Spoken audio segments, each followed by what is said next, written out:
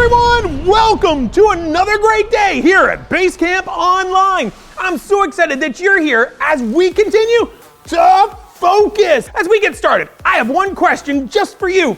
Have you ever had a moment when you realized that you were going the wrong way? You were trying to go somewhere and you got lost. Maybe you're in the car with a parent or on a hike in the woods.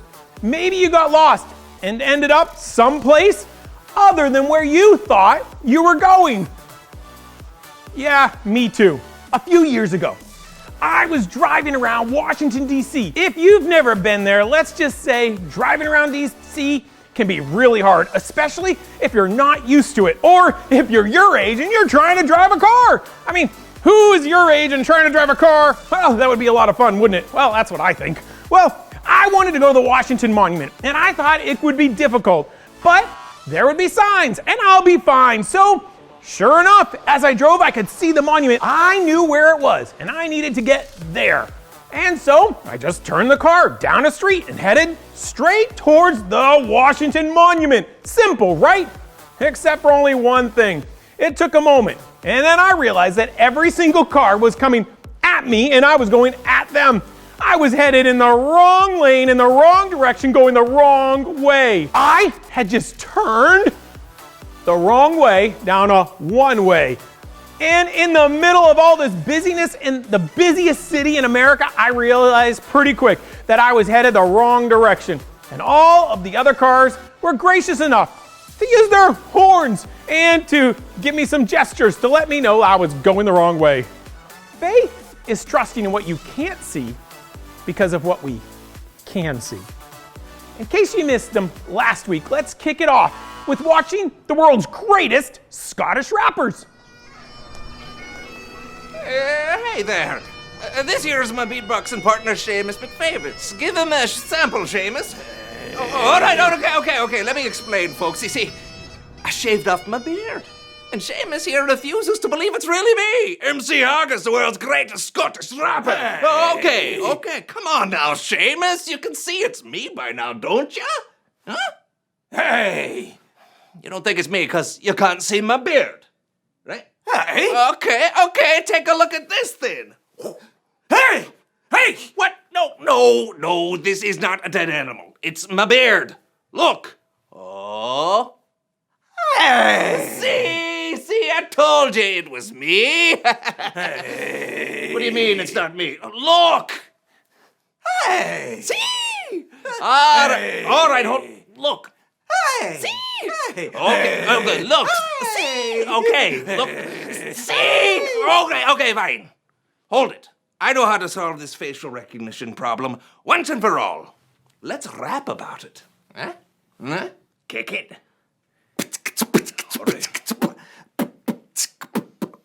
Seamus didn't think of me, cause my beard was absentee, but his mind changed completely because he trusted in what he couldn't see because of what he could see. Faith! Word. Huh? You convinced now? Yeah, you are.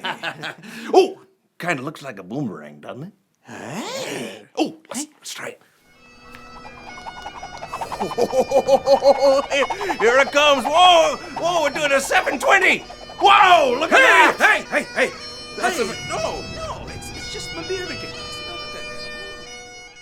Faith, it's kind of like wind.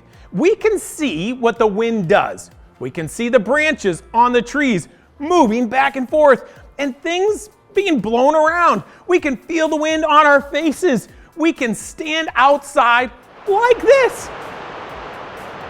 We can sometimes even hear the wind, but we can't see it.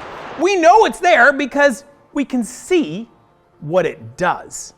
Today, let's go around our house and find different items that blow air, like a fan or a balloon or even a basketball pump. When you find those items, show someone. When you find those items, show someone and say, just like air, God is there. Let's try it together. Just like air, God is there. That's great. Good job. Faith works the same way. We can't see God, but when we take a closer look, we can see the things that God has created. we can see what God has done in people's lives throughout all of history. We can even see what He's doing in our lives today. Have you ever started doing something for one reason, and then by the time you were done doing that thing, you were doing it for a whole other reason? God always has a bigger plan than I have.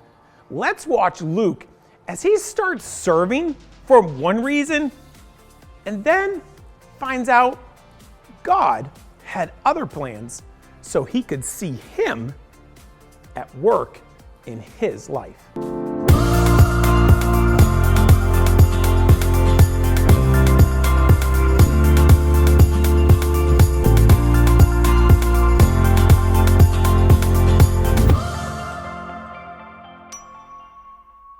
God, my family really hasn't made a big deal about church and stuff.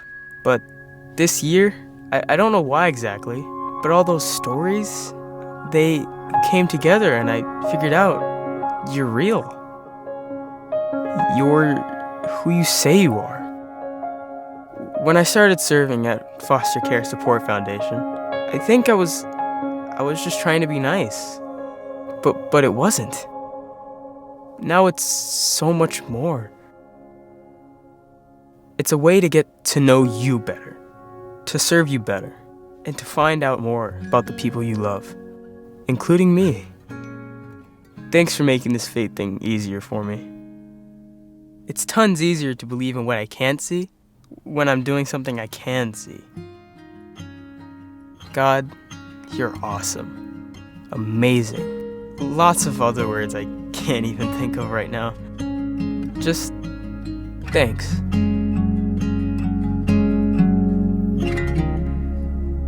Luke. Wow, what a great way to see God at work. Even though you and I cannot see Him, the one thing I see is that God changes the lives of people. And when He changes their lives, we can see how He is alive and active in everything we do. We've been talking all day about believing in what we cannot see with our eyes, and I think wind and air is a good illustration. I feel air. I see what air can do. I do not know where it comes from, and I don't even know where it's going, but I do believe it's there, even though my eyes only see the effect.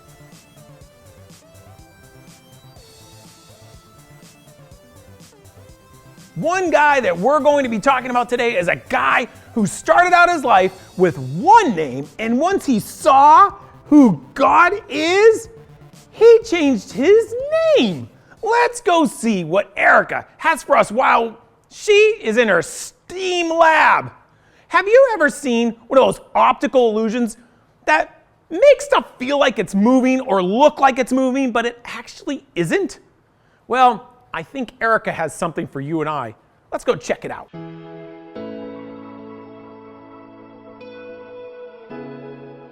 Hey everybody, I'm Erica, and welcome to my summer STEAM lab! Today, I'm challenging myself to some optical illusions.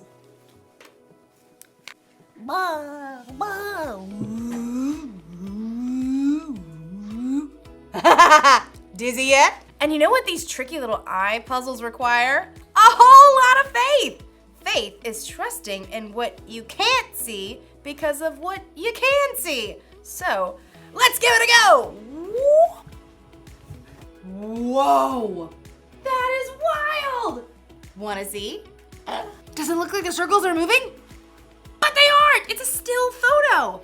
The way the gray and the black and the white are used makes it look like it's moving. Crazy, right? Do I look like I'm moving?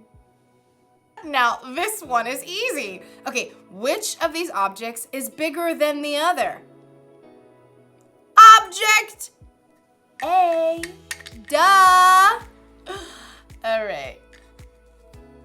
Wait. Object A.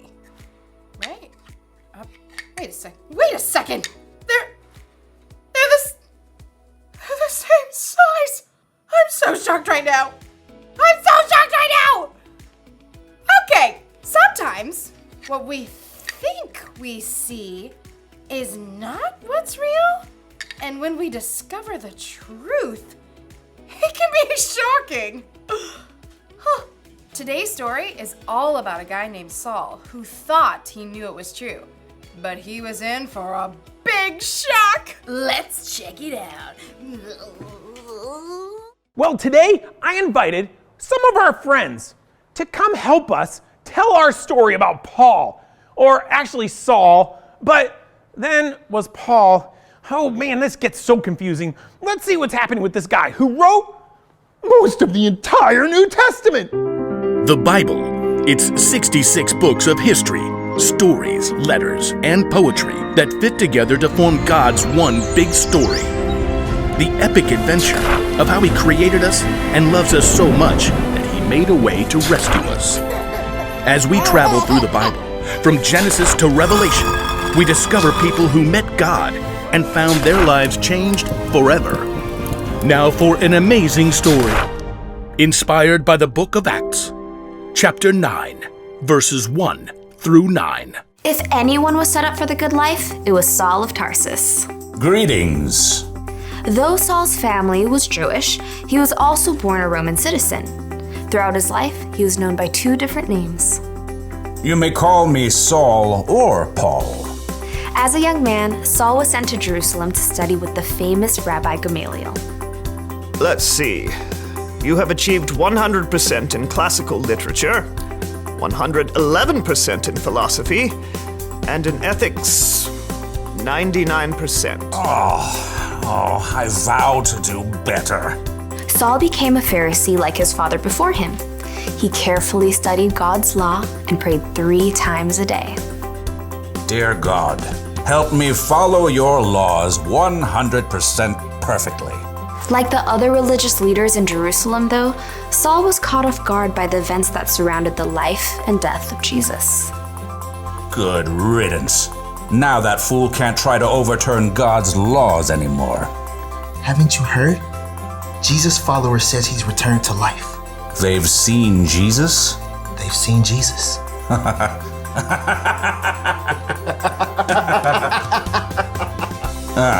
Those riffraff will slink away soon enough. Against all odds, the followers of Jesus didn't fade away. In fact, the numbers began to grow. 5,000? You're telling me that 5,000 people are following the way of a dead man? Well, technically, they think he's alive. Not helping. The religious leaders in Jerusalem did everything they could to squash the new movement. They even arrested a leader among the Jesus followers named Stephen. After telling lies about him, they dragged him outside the city. This man is a disgrace. Saul stood by and held the coats of the men, who picked up stones and threw them at Stephen, until they killed him. If Stephen had just let go of this Jesus nonsense, he wouldn't have had to die. It's terrible. I heard people are following the way of Jesus in other cities too. What? Inconceivable. Saul quickly became known for hunting down people who believed in Jesus. When he discovered that some Jews in Damascus were following Jesus, he went straight to the high priest. This Jesus thing is spreading everywhere. I'm aware. They think he's alive. #yup. Someone should do something. I hope you have something constructive to say. Give me letters to the synagogues in Damascus so I can arrest all the believers and bring them back here. Now you're talking. Saul set off for Damascus with the blessing of the high priest. He traveled with a group of men to arrest the believers they found. After days on the road, they neared the city. There it is. We'll make it by lunch. No, we must take time to pray. As he did 3 times every day, Saul stopped and turned to Jerusalem to pray, certain God was on his side. Dear Lord, help me to catch every single one of those despicable Jesus people. Suddenly, a light more brilliant than the midday sun blazed down around Saul.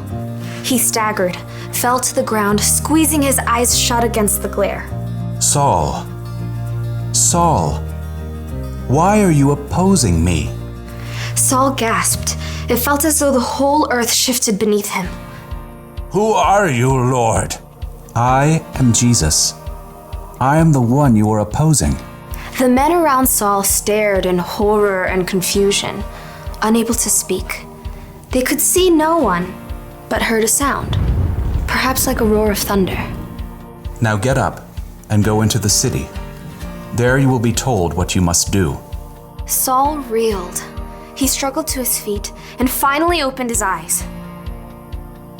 He saw nothing, only darkness. What's happened? You tell us. We saw the light, and you fell, and this sound, and then you said... I can't see. What? I can't see. I've been blinded. That's not good. Here, take my hand. Saul grasped the man's hand and shuffled a few steps forward. Who are you talking to? I think it was Jesus. You heard Jesus? I heard Jesus. Saul's companions led him into Damascus, where he stayed at the home of a man named Judas on Straight Street. Want something to eat? I'm not hungry. Or water? Not thirsty. For 3 days, Saul wrestled with himself and God. He'd come face to face with the very man he knew was dead, but discovered that Jesus was very much alive. Now blind, Saul was forced to see everything in a brand new light. Okay, there's supposedly a picture of a dinosaur hidden in this image. Focus. Okay, I'll just have to have faith that there's a dinosaur in this picture because I do not see it.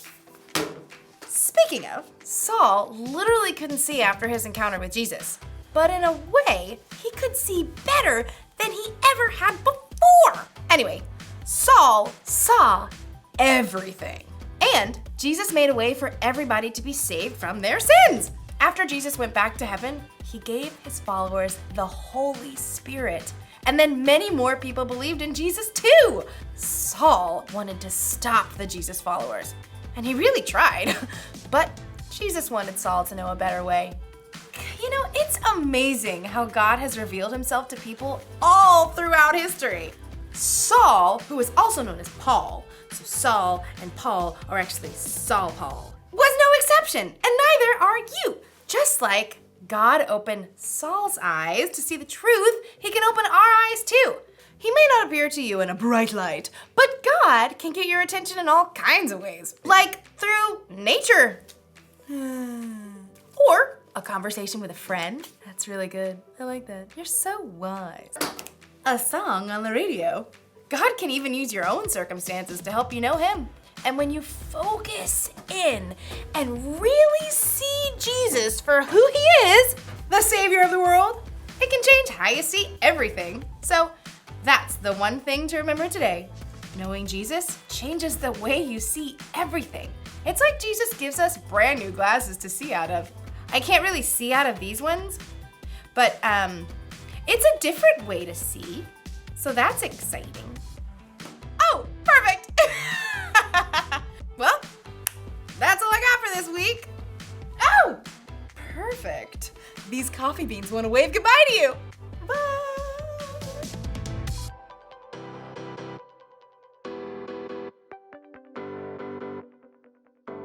Saul couldn't deny it. He had a direct encounter with Jesus.